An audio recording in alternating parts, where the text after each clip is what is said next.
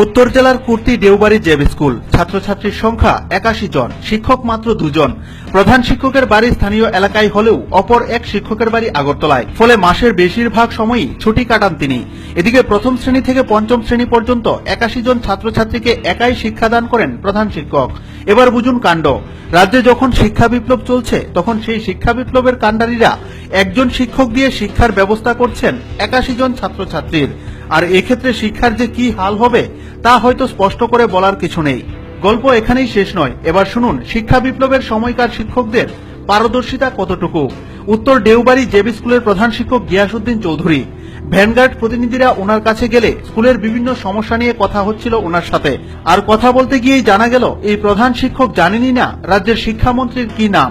কখনো তিনি বলছেন স্মরণ হচ্ছে না, আবার কখনো বলছেন বাদল চৌধুরী, আবার কখনো বলছেন আগে ছিলেন তপন চক্রবর্তী। আমাদের ওই জানেন না? জানি জানি নামটা মানে মুখে আসতেছে না এখন আর কি। মানে আপনি কি এভাবে কি ভুলে রাখেন? বাদল বাদল চৌধুরী, মানে বর্তমান শিক্ষামন্ত্রীর নাম বাদল চৌধুরী। সরি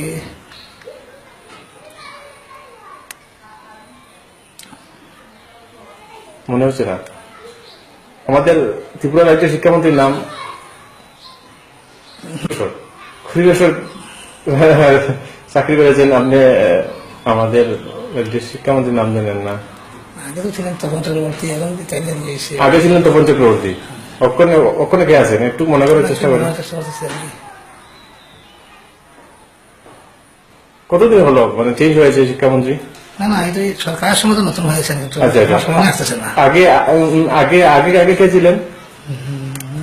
এর আগে সরকার এর আগে কে ছিলেন?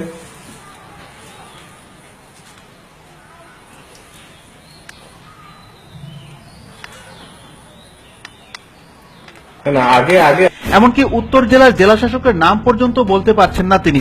বন্ধু থাকে না না, স্কুল বন্ধ, এটা কথা খেয়ে করি, এটা বন্ধ থাকে না তো। আচ্ছা, আপনার ধর্মনগরে আইএসের নাম কি? সুজিত রুদ্রপাল। ডিএম এর নাম কি?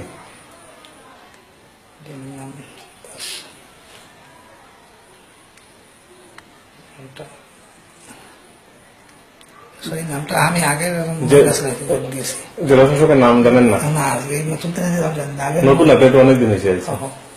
আপনি একজন ইনচার্জ, আপনি জেলা শাসকের নাম জানেন? আপনি ছাত্রছাত্রী কিভাবে মানে কি করে? আগে আসলে সাংবাদিক আছেন, তিনি নাম জানতাম, এখন তো বদলি নতুন আগে আগে আগে কে আসলো? সামনে মহিলা বারিক আসলেন সাংবাদিক। ওখানে তিনি জানেন না, আগের জন্য জানতেন। এসডিএম এর নাম জানেননি? নাম মুখস্থ নেই, সাম দাস তাই নাম, দাস আছে। এসডিএম এর নাম দাস? সাম দাস তাই না? এসডিএম এর নাম কি? টাইটেল দাস নাকি? সরি, এটা নামটা আমার স্মরণে আসেন না। এই হগব শিক্ষক মহাশয়ের অবস্থা তখন ছেড়ে দেমা কেঁদে বাঁচি। এই অবস্থাতেই তিনি বলে ওঠেন উনি নাকি সংবাদ মাধ্যমের সামনে এমন ভাবে কোনোদিন কথা বলেননি, তাই নাকি সবকিছু গুলিয়ে যাচ্ছে।